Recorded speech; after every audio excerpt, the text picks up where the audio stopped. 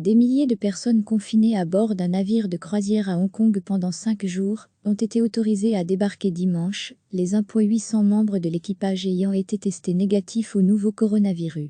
Les autorités sanitaires de l'ex-colonie britannique ont indiqué avoir levé les mesures de mise en quarantaine qui avaient été imposées aux 1,800 passagers et 1,800 membres d'équipage de ce bateau.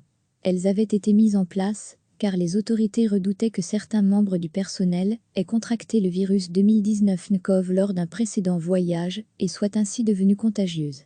3 passagers chinois contaminés se trouvaient en effet à bord du navire qui se rendait au Vietnam entre le 19 et le 24 janvier.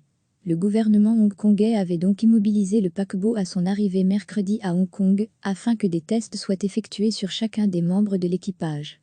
Les passagers n'ont pas eu besoin de les subir, car ils n'ont pas été en contact en janvier avec les 3 vacanciers chinois porteurs du virus.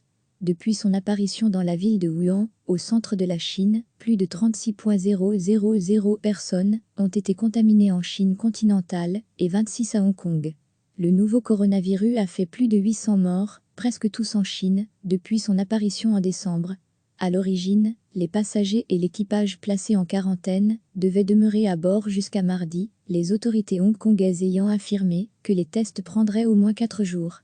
Tous les résultats des tests ont été connus cet après-midi et ils sont tous négatifs, a indiqué Alaf, le responsable sanitaire du port de Hong Kong. Le Niu, il a précisé que les tests sur les passagers avaient été jugés inutiles car ces derniers représentent un risque relativement faible de contamination.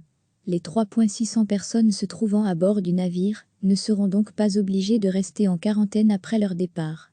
Les autorités de Hong Kong ont imposé depuis samedi une quarantaine de 2 semaines à toute personne en provenance de Chine continentale.